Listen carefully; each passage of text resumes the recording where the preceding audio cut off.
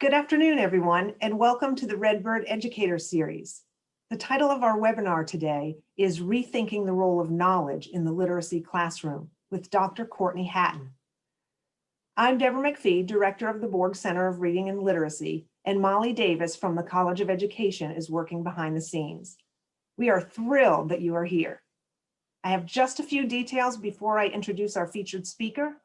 We are set up in a traditional webinar style. There will be a 40 to 50-minute presentation, followed by a 10 to 15-minute Q&A. As you have questions throughout the session, please post them using the chat feature, which should be located at the bottom of your screen. I'll collect your questions and be back after the presentation to moderate the Q&A. Now let's get started. We are excited to have with us today Dr. Courtney Hatton. Dr. Hatton is an assistant professor of elementary literacy education in the School of Teaching and Learning at Illinois State University. A former upper elementary and middle school language arts and social studies teacher, she earned her reading specialist degree at Johns Hopkins University in 2012 and her PhD in educational psychology from the University of Maryland in 2018. Dr. Hatton's program of research centers on the interplay between readers' knowledge and what they understand and remember from text. Within that program of research, Dr. Hatton has conducted analyses of reading materials used in classrooms, observed literacy instruction, and examined the effectiveness of various techniques meant to bring students' knowledge to mind before, during, and after text processing. Dr. Hatton was the recipient of the 2019 International Literacy Association Timothy and Cynthia Shanahan Outstanding Dissertation Award and was named a Reading Hall of Fame Emerging Scholars Fellow. Her work has been published in multiple literacy and educational psychology journals. Today's presentation is based on Dr. Hatton's recent co-authored article, Rethinking the Role of Knowledge in the Literacy Classroom, which you can find in Reading Research Quarterly's special issue on the science of reading. We're excited to have today with us Dr. Hatton. Hi, thank you so much, Dr. McPhee, for that introduction. It's a pleasure to be here with all of you today. As Deborah mentioned, today I am talking about rethinking the role of knowledge in the literacy classroom. And this is based on a recent article that I published in Reading Research Quarterly. Sorry, I'd like to begin with a brief land acknowledgement statement. So related to the Borg Center's mission of supporting and fostering learning through the generation and dissemination of knowledge, I would like to acknowledge the Indigenous lands on which we stand. Although we may be scattered across the state of Illinois or across the country or even the world, I am standing on the original homelands of the Peoria, Miami, and Sioux tribal nations and peoples past and present.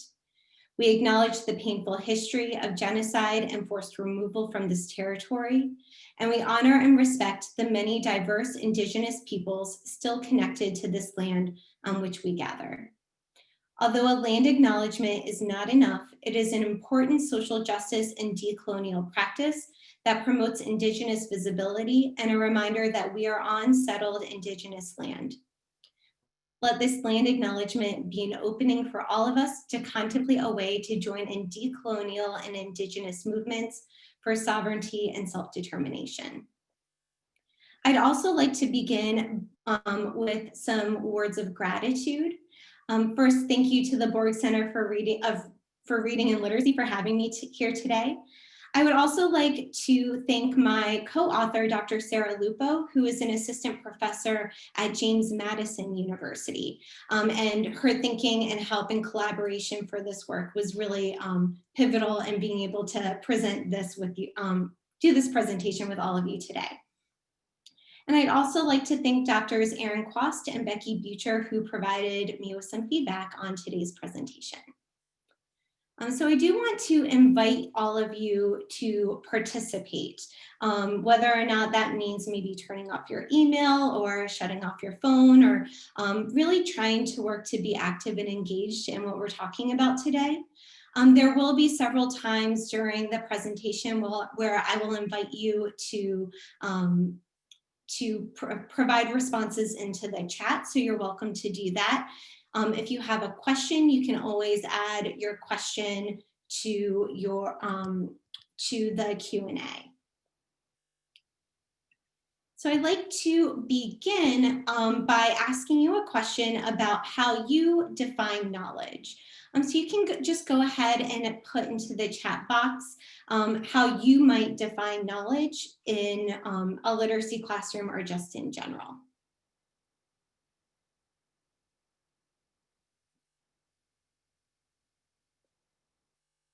And if this doesn't spark anything for you, or you don't feel comfortable sharing with all of the other attendees, you're also welcome to just jot down some ideas for yourself.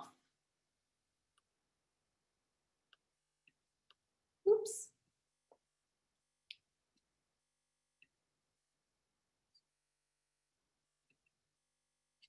Sorry, I'm trying to get out of this so I can see your chats, but it looks like I'm having some trouble with that. So I'm just, oh, here we go.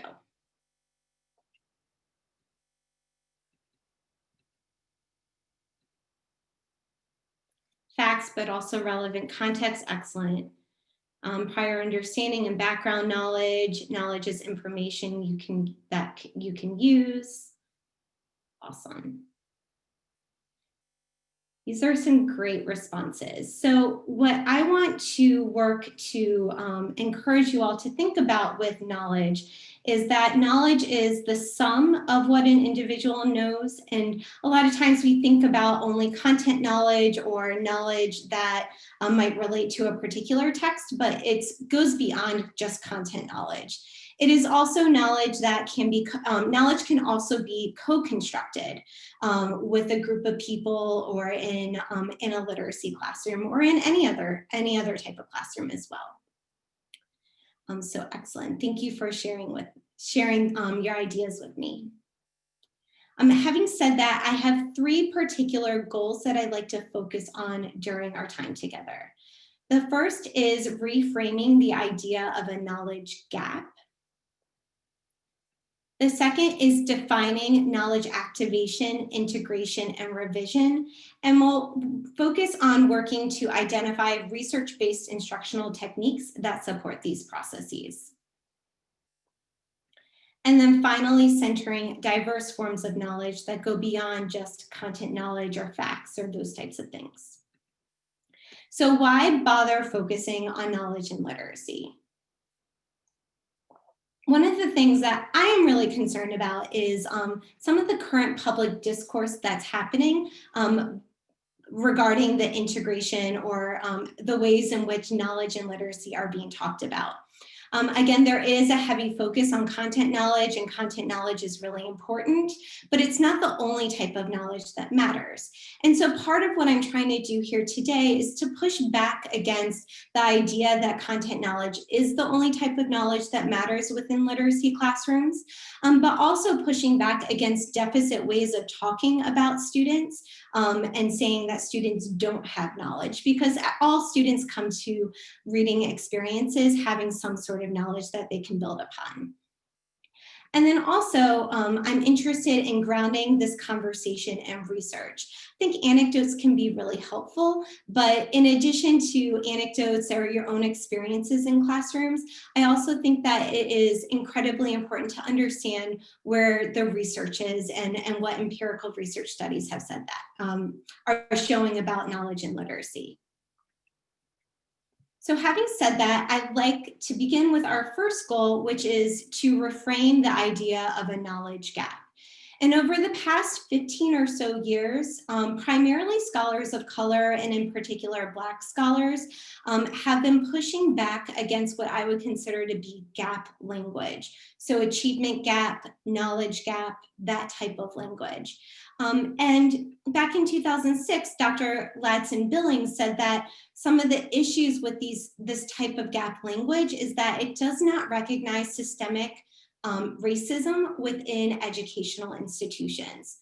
So what we're saying is that we're valuing and privileging the experiences of white, primarily middle or upper middle class communities, rather than understanding and acknowledging other types of of experiences that might also be important to education. More recently, scholars such as Dr. Parker have also pushed back against gap language with her disrupt text movement and some of her collaborators with that. Dr. Kendi also recently pushed back against gap language in talking about standardized testing in an open letter to the Boston public school system. So I'm just encouraging you all to rethink about this idea of a knowledge gap. And one of the issues with this is that when we think about and talk about a knowledge gap, we're positioning students as being deficient in something. And when students think that they're deficient, this can actually hinder their learning from content-rich texts instead of helping them build their knowledge and build their schemas. So instead of using this idea of a knowledge gap, I encourage us to consider questions like whose knowledge matters? Are we only centering and privileging what matters in white contexts and white values, or are we also providing other narratives and counter narratives and other voices, and are those voices represented in the curricular materials that we're using? And then if we are using a more white dominant text, are we providing opportunities for students to transform the content that they're reading and to correct incomplete narratives or inaccuracies that might exist in those texts? So when we think about this, we need to think about the way that knowledge might matter in curricula, as well as the way that knowledge matters in instruction. I'd like us to initially consider a text, for example, about Christopher Columbus. So there might be a situation where a teacher is thinking, well, I need to teach about biographies or other types of expository texts. And maybe you're doing a unit in history about the beginning of what we would currently consider like the colonialism. And so I want to talk about Christopher Columbus. But part of the issue is that many biographies about Christopher Columbus depict him as a dreamer, an adventurer, or other qualities that we might want to emulate. However, these biographies simultaneously failed to mention genocide and displacement of indigenous populations. And so what we notice in those situations is that by having students read a biography about Christopher Columbus, we're not building accurate, correct, or relevant knowledge, and instead are perpetuating biases. There are also situations where we might want to consider reconsider using classic literature. And this ranges from everything from Dr. Seuss all the way up through thinking about texts like To Kill a Mockingbird or Huckleberry Finn. And these classic pieces perpetuate bias and position students of color as having less value or less worth than their white peers. So instead of using white dominant texts in our curricula, we might want to consider other types of high quality complex texts that provide multiple voices as well as counter narratives. Now, this is not my particular area of expertise. There are many other people who do this work much better than I do. So I do encourage you to check out websites and Twitter accounts and things like that for the Disrupt Text movement. They focus primarily on English language arts. And then also the Zen Education Project and Teaching Tolerance provide some really wonderful resources for counter narratives for history and current events and some other things as well.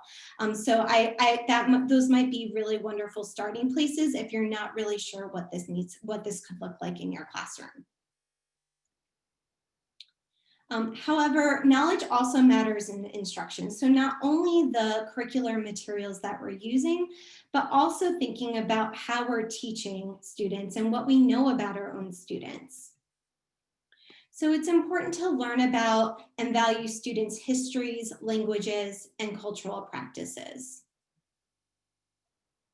And in addition to that, it's important to question the dominant narrative. So questioning and helping students deconstruct a text if you are using a more dominant context or more dominant text that maybe you're required to use in your curriculum.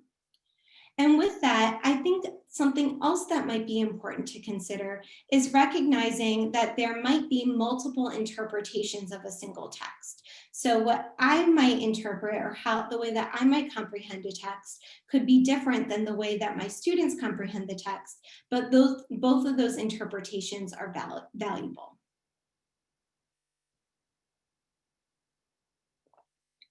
So what I'd like you to do now is just stop for a moment and in the chat consider what ways you can question dominant narratives in your own classroom. And I'll try to do a better of keeping track of the chat this time. And again, if you don't have anything to add to the chat, just start to think through this in your own head. Jot down some notes to yourself as well.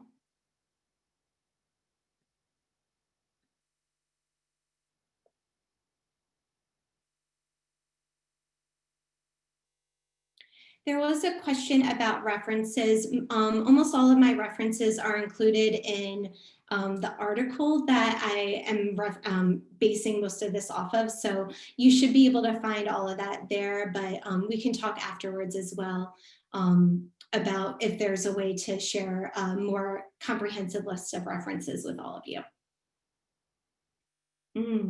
So important to consider how whiteness is invisibly centered, absolutely. Or visibly centered. I mean, right now we're talking about questioning knowledge gaps and curricula and instruction, but I am obviously a white woman who is leading you all in this conversation. So issues with that can certainly be considered. Yes, and stereotypes about Indigenous people, reflect on your own biases. Awesome.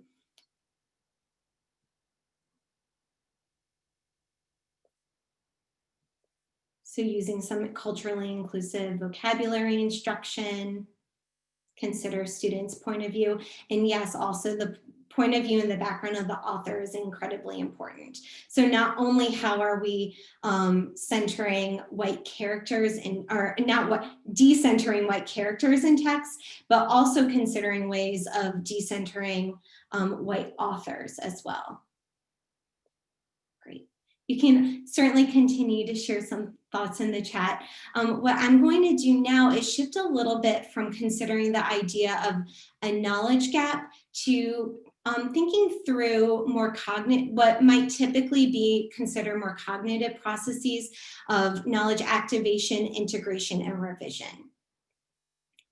One thing that I do want to say with this, though, is that when we're thinking about knowledge activation, there is an inherent belief that students have knowledge. So when we're thinking about how students can integrate their knowledge with what they already know, we have to also believe that they do have some knowledge to activate and to integrate into. One thing that I want to mention, though, is that there does seem to be a common misperception that these processes occur automatically, that students will be able to automatically integrate or revise their knowledge. And this isn't necessarily the case. And instead, we need to think through ways that teachers can provide scaffolds for students in allowing this knowledge integration, revision, and activation to happen. So I'd like to begin the second section, the second goal, with defining these processes. So knowledge activation is defined as bringing to mind what you already know relative to an experience, idea, or topic at hand. So I'm going to use the example of activating background knowledge about ancient Rome. So you could ask students to activate what do you already know about the topic of ancient Rome? Or you could also activate, let's say they're about to read a text about Roman government.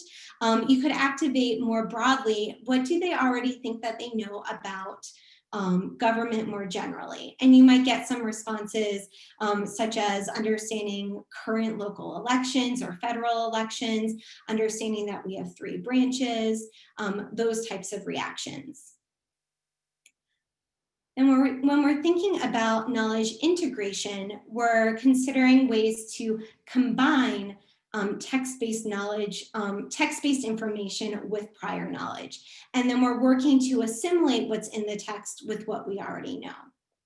So in this situation, we might consider how maybe I don't know a lot about Roman government in particular, but I was still able to activate my knowledge about government more generally. And then as I read this text about Roman government in particular, I expand my understanding of government, and then I'm able to assimilate what's in the text with what I already know. And then finally, there's this process of knowledge revision. And this is when you might actually change what you thought you knew, because what you're reading is more accurate than your previous misconceptions or misunderstandings. So an example of this might be, maybe I initially thought that Roman government was run by a king, or that they had some sort of monarchy. And so that's incorrect knowledge. And then maybe I'll read a text to help me understand that actually what I previously thought was incorrect, and I need to revise what I thought I already knew. However, when talking about knowledge revision, I think it's really important that we consider the trustworthiness of a source and understand that knowledge revision is not always appropriate or necessary. So using a more contemporary example with something like COVID-19 even, let's say an internet article pops up about COVID-19 and I'm like, oh wow, this is really different. Someone's telling me not to wear a mask. That's really different from what I thought I knew about the way that this virus spreads. So instead of automatically integrating or revising my knowledge, I might question the text, question the trustworthiness of the author, and then consider, I actually am not going to revise my knowledge. So it's important to guide students and help support them through these different processes. There are several different instructional techniques that can be used. For the sake of time, I'm not going to talk about all of them and everything that has been empirically studied, but know that each instructional technique that I mentioned does have empirical research-based support for them. So some of these ideas may not be very surprising to you. You're like, yes, of course I would do that. But one is using whole class or small group discussions. You can also use visual representation such as concept maps.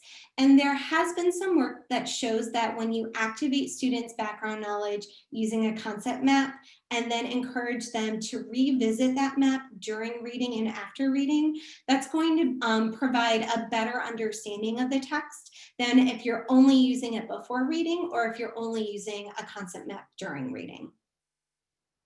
There's also something known as a refutation text, and this is when you're specifically addressing a common misunderstanding.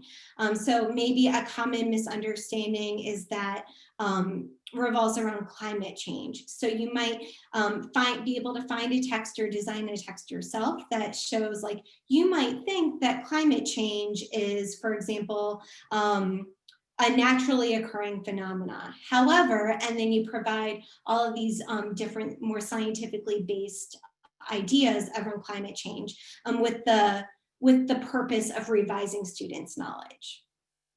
There are 2 instructional techniques that I want to focus a little bit more time on, and that is a know, want to know, learn chart, and then also relational reasoning, which might be less familiar to most of you. So KWL is very familiar to many of you. This is something that I see happen all over the country. I used a KWL chart in my own classroom, but it's important to know that KWL is not always effective.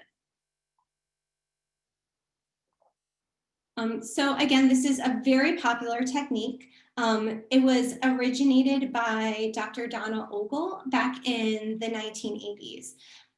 However, there are very few empirical studies, research studies, that have actually looked at whether or not KWL helps reading comprehension. I know of 4, and they provide conflicting information. So that's why I want to unpack this a little bit more for all of you. The first study that I know about was conducted by Dr. Kay Stahl back in 2008 with 2nd grade students. And what she found was that KWL was less effective than I think it was 2 or other instructional techniques. My co-author for this piece, Dr. Sarah Lupo, has done work with 9th graders and found that KWL was very effective. And in my own work, I found that KWL was not very effective in comparison to other instructional techniques. So just keeping in mind that there's some conflicting information regarding what the research shows about KWL. But based on those studies, it seems like there are certain situations where KWL might be more effective.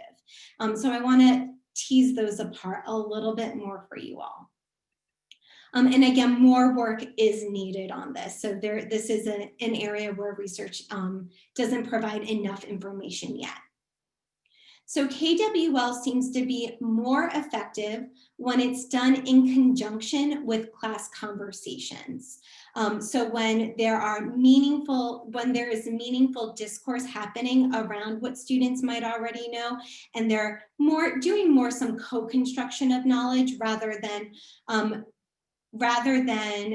activating background knowledge individually.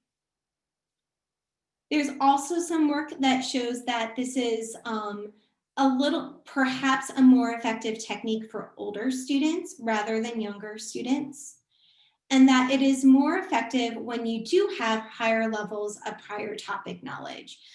So again, thinking about what knowledge is being activated. Is it super specific like ancient Rome, or is it a little bit more general like government? So thinking about those types of things, I think can be really important when you are utilizing KWL. So it's not don't ever use it, but maybe think about the students in front of you and some of their own individual differences. So I'd like to shift now to talking a little bit more about relational reasoning as an instructional technique. So relational reasoning comes from the educational psychology literature, so literature on learning. And what I did in some recent studies was I compared KWL to relational reasoning to text annotation. So no prior knowledge activation, just staying in the text, really focusing on what's in the text. And what I found in those studies was that relational reasoning was more effective than those other techniques. Text annotation was more effective than KWL, and that KWL was the least effective. So you might be asking, what is relational reasoning? What are we talking about here? So relational reasoning is the ability to derive patterns within text. So not only focusing on how is this text similar to what I know, but also other relational patterns. And I will provide you with some examples of these if you're a little bit confused at this point. So there are 4 different forms of relational reasoning that are talked about in the ed psych literature. One is that we need to focus on analogies, which are similarities, and this is the most commonly researched form of relational reasoning. A second is an anomaly, which is a discrepancy. How is this unusual or unexpected based off of what I thought I already knew? Antinomy is an exclusivity. How does this not fit with what I thought I already knew? And then antithesis is opposites. And antithetical thinking has also been researched a little bit more thoroughly than these other types of relational reasoning. Something to think about with relational reasoning is that I encourage the use of relational reasoning questions and prompts throughout the reading process, so before, during, and after reading, not only before reading, and that students are encouraged to reflect on multiple sources of knowledge in more meaningful ways.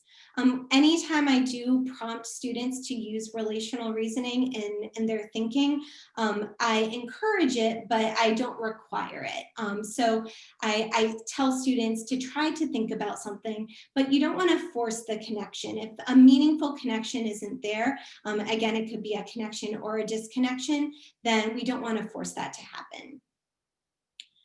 So some questions that you might ask before reading based off of relational reasoning, I would encourage analogical questions as well as anomalous questions. So analogy questions are probably pretty similar to what you're already doing in your classroom, sort of that initial K part of a KWL chart, which is what have you ever seen, read, or heard that might help you understand this topic.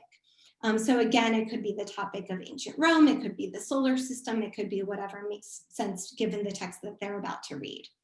What I've noticed in my research when students are answering these questions related to the topic of ancient Rome, students might say things like, I've heard of Romans in the Bible, so making a connection to their own religion, or I've heard that, that they believe in lots of different gods. In terms of anomalous questions, this is encouraging students to think about what about the topic might be different from something you've ever seen, read, or heard before. So with this, the students might not have a response to it, and most of the time they do, but they may not. But what's important to consider here is that you're already priming students to understand that what they read might be different from what they already know. And that can encourage students to not rely on previous misunderstandings just by saying, hey, what you're about to read might be different from what you think you already know. And that can trigger them to think, oh, I need to be paying attention to this while I'm reading this text. Then during and after reading, you might want to ask questions related to all 4 forms of relational reasoning. And now again, I'll provide some examples for those.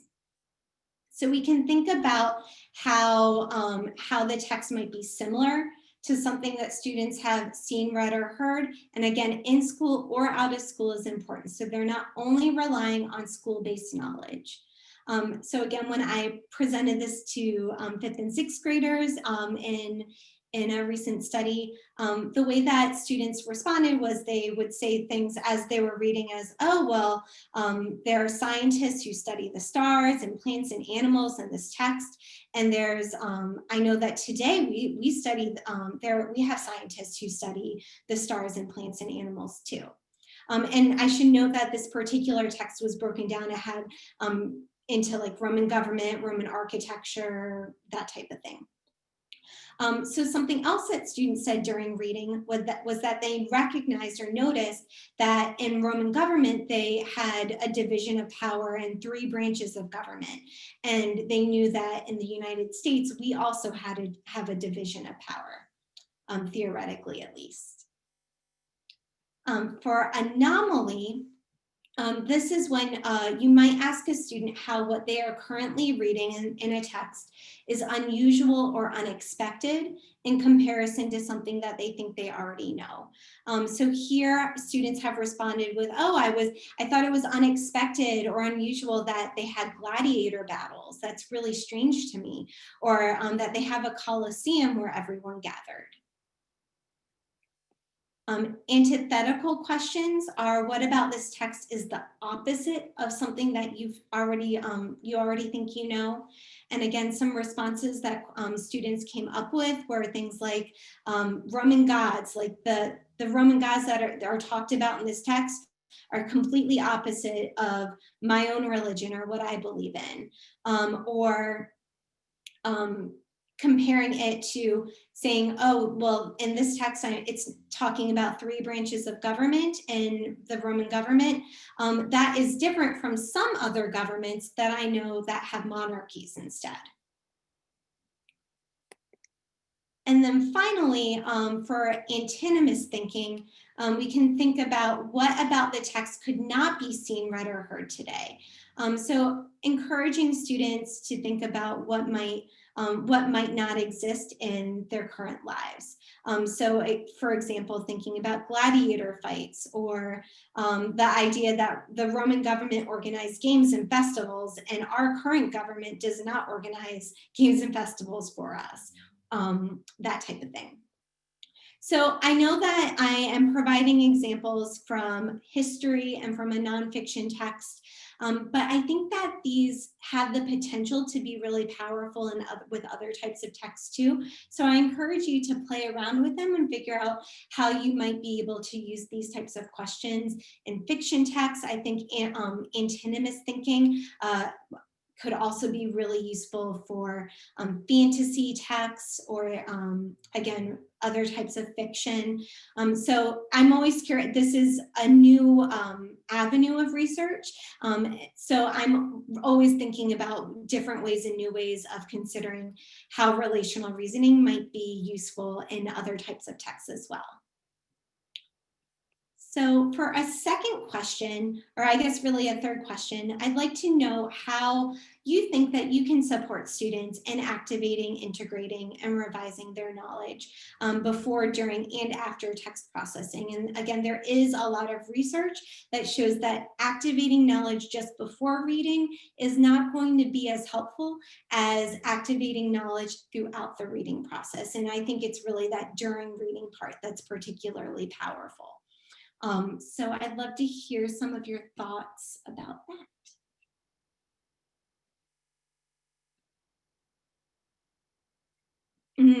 I did have a question of what is the measure of effectiveness. So in speaking about my particular studies, I did, it was a mixed method study, so it was a comprehension measure that was created around that particular text. But I also did qualitative follow-up studies where I was looking at students' thinking, and found that even when students did not perform well on the comprehension assessment, they were able to provide really interesting, thoughtful responses to the relational reasoning questions. And I think that maybe with additional instruction, they could get there. So it was not as lengthy of a instructional time point as I would have liked. Awesome. Can plan talking points or thought bubbles throughout the text. Awesome. Yes. So kind of using those talking points and thought bubbles to ask questions throughout the text. Absolutely. Cross-curricular literacy skills. Great. With signs that are posted different places. Awesome.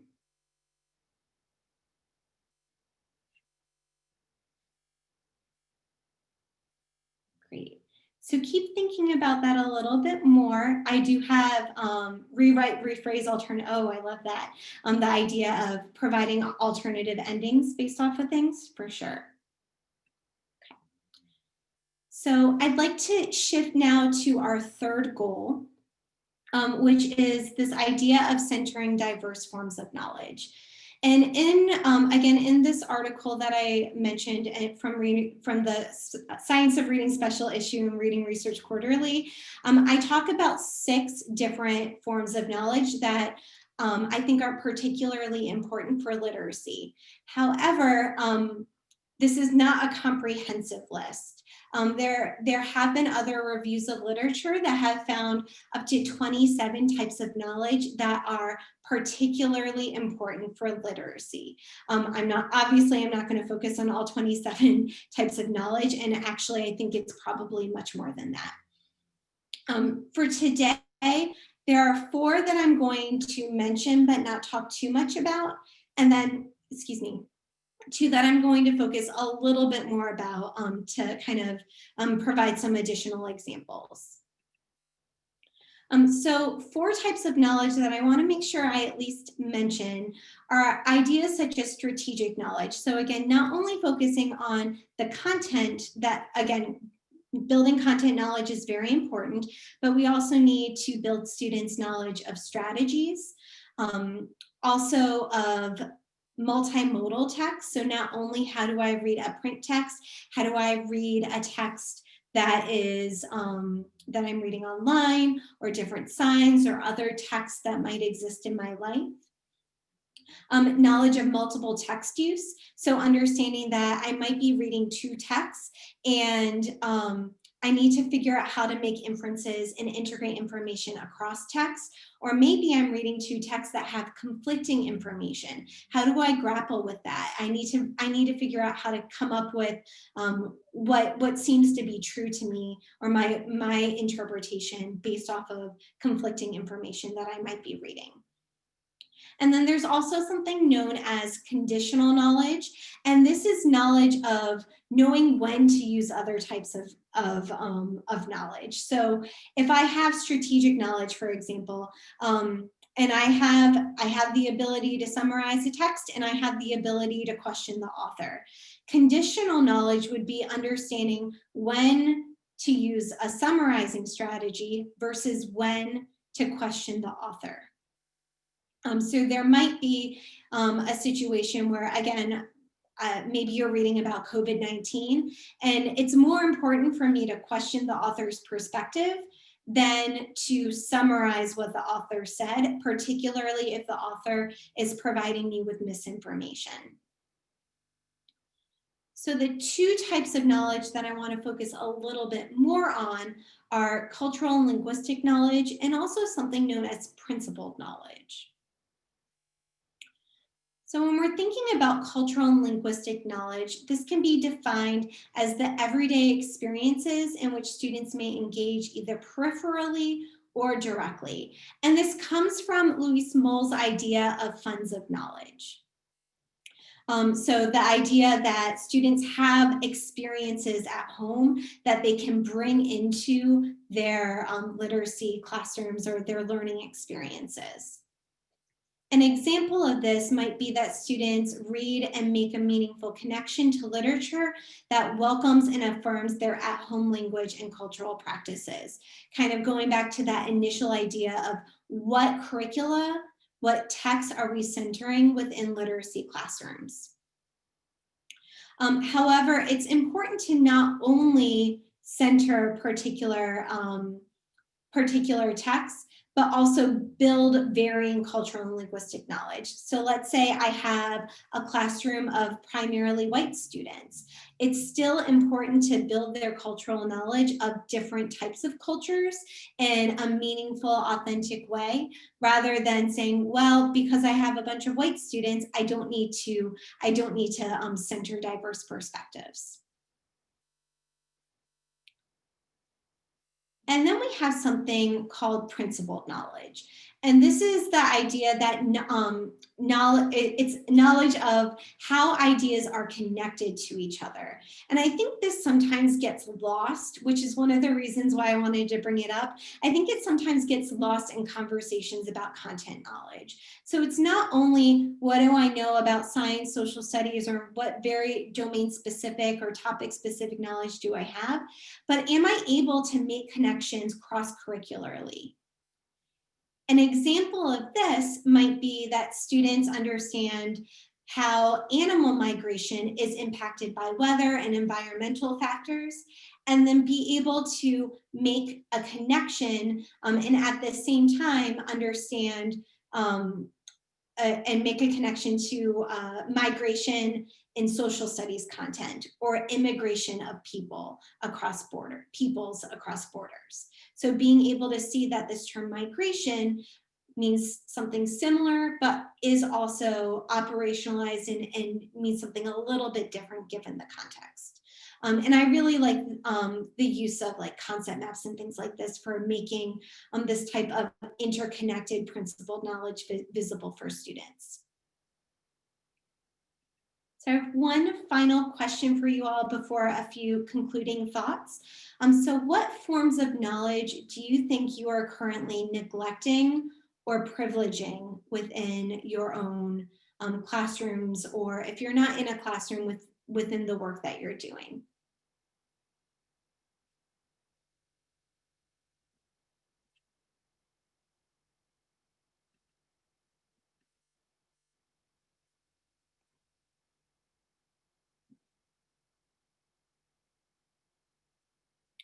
Yes, the idea of domain switching is really important. Let's give you all a few more seconds or a few more moments to think about that. And you can consider if you're privileging mostly white voices or content knowledge because of the text that you're told by a district or by a school that you have to use for sure. Privileging history knowledge instead of also bringing in STEM, absolutely.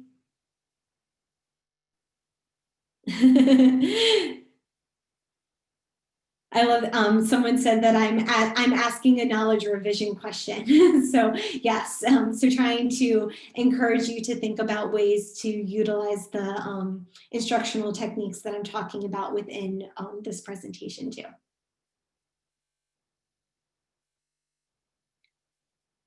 So again, I encourage you to continue to think through this and to continue to consider what knowledge are you privileging or neglecting?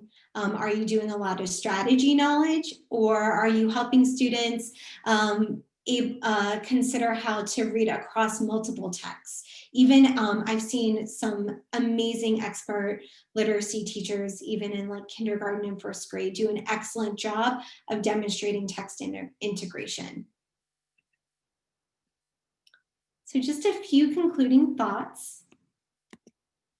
One is, again, to focus on students' assets, to rethink the idea of using a knowledge gap deficit language, and instead consider the knowledge that students have and how you can leverage and harness students' knowledge in order to help students understand the text. Again, knowledge building is important, but you have to build from something. So using what students know and building off of that. And again, guiding students in knowledge activation, integration, and revision processes instead of assuming that these things are going to happen automatically. And then focusing on building content knowledge, but also including these other forms of knowledge as you're working with students. So if you would like some additional reading, again, the most of what I presented today is based on my own research, as well as this recent article that was published just last month in Reading Research Quarterly. Most of my citations are also included in this, with the exception, I think, of Dr. Kenny's recent letter to Boston Public Schools. So with that exception, everything else that I've mentioned is laid out in the references there as well. You can also feel free to contact me.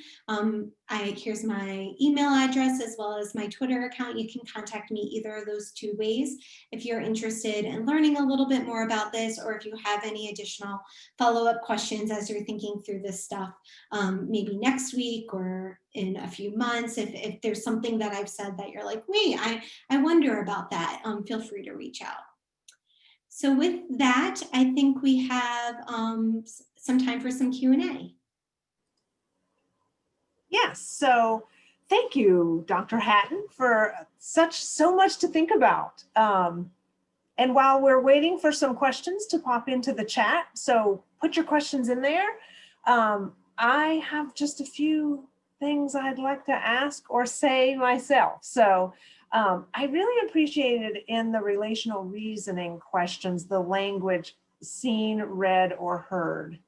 I feel like that, without saying, you know, what you've learned in your home or at your school or in, you know, other contexts, that gets at that a little bit. So I thought that, and that was in all of the relational reasoning questions. So I'm assuming that is a very intentional language. Yes, it is. And it's intentional with the idea of encouraging students to not only think of that they have to draw on topic specific knowledge, but other sources of knowledge, their at-home experiences, their language experiences, and cultural experiences as well. Not only something that they've done in school.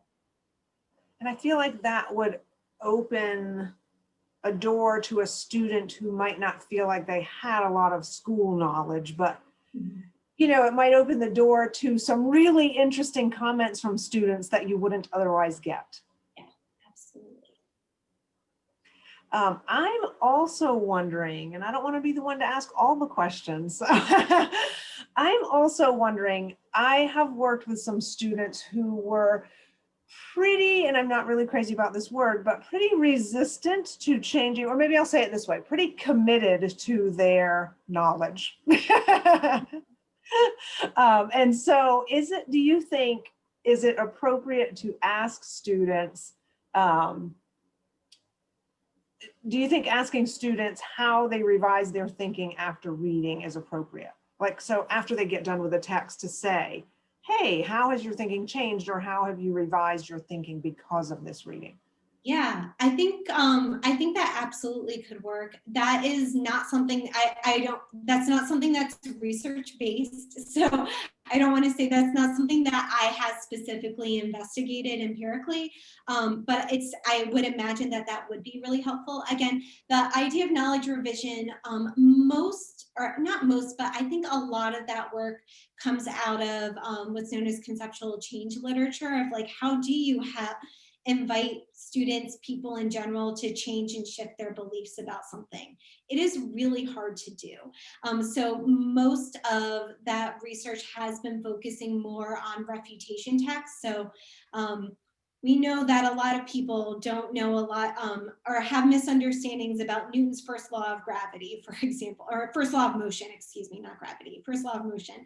So I'm going to build a text to help counter their misunderstanding or their misconception. What I have tried to do with these relational reasoning questions is shift it from you have to build something specifically to address the misconception to thinking about, are there questions that we can ask during reading to get students to thinking about, like, actually, maybe what I already thought about was wrong. So I don't know about your after reading question, but I would assume that that would be helpful. But there has been some work, actually, Donna Alverman back in the 80s did some work on what's known as augmented activation, which is simply telling students that what they're about to read is going to be different from what they already know. And a lot of times what just that sentence can trigger students to be like, oh, maybe what I already know is wrong or is incomplete or inaccurate. Yeah, or just Yes. kind of normalizing that it's a normal thing to change the way you're thinking based on something you've read. Kate has a great question here. She asks, how should we be working with teachers on this, especially in elementary education, given the lack of social studies instructional time, and how we might build content knowledge in other instructional periods? Yes, that's a great question. I don't know that I fully have the answer to it. I do think that part of it is using text within literacy classrooms that can help students build content knowledge. Also, actually, Dr. Lupo, my co-author on this piece, has articles out in both the Reading Teacher as well as in the Journal of Adolescent and Adult Literacy that get at the idea of text sets. So helping students build content knowledge through the use of text sets. And it could be social studies content knowledge. It could be a text set that includes a primary document, informational text, and a literature text where they're reading different types of text around the same topic in order to work to help build that knowledge. And then hopefully also utilizing some of these activation and integration and revision techniques as well to help make that a little bit more meaningful or useful for students. I don't know if that fully answers the question, but I think even just being aware of these types of processes and these types of questions can be really helpful. But again, Reading Teacher and JAL are really teacher friendly.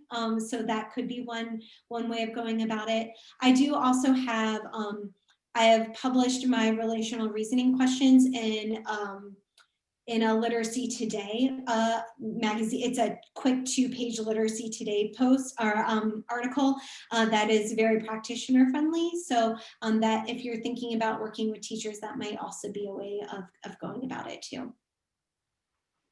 Another really great question here from Catherine. She says she uses KWL occasionally with first graders, and she's read different research about with contrasting statements in it. So she asks, do we put all student statements under the K column, even if they're wrong? Well, I think, so that's part of the issue with KWL is the fact that it does invite a lot of misunderstandings. And a lot of times when students do activate misunderstandings, they continue to rely on their misunderstandings if it's not addressed right away. And even if it is addressed right away, sometimes that's not working. So I guess it depends on what you mean by wrong, first of all. So if it's wrong because of it's not exactly what you think, but it could be correct if we're thinking about something that might be more culturally or linguistically relevant.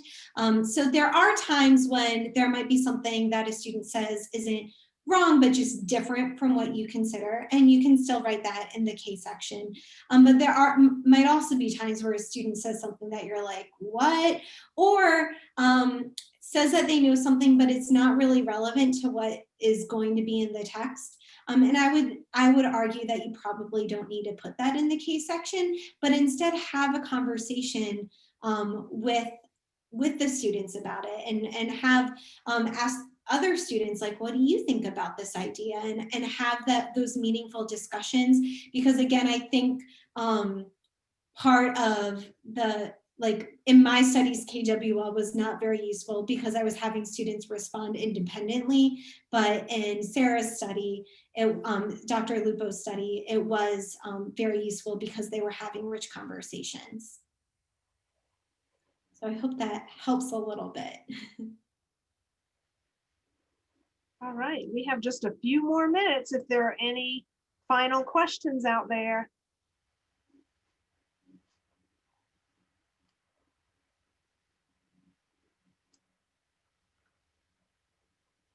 And if not, I would like to take just a minute to thank Dr. Hatton for being here with us today, and to thank you participants for joining us. We know that your time is valuable, and we are honored that you chose to spend this hour with us. In a few days, you'll find a recording of this webinar on the Redbird Educator Series website. The Redbird Educator Series will be back in spring. Please check the website in a few weeks to see what's coming. Tomorrow, you will receive a follow-up email that will include a link to a short survey. We would appreciate your feedback about this session and your ideas about topics for future webinars. Illinois educators are eligible for a professional development hour for attending today. You will find a link to the evidence of completion form at the end of the survey. Again, thank you for spending some time with us today. Take care, and we hope to see you again soon.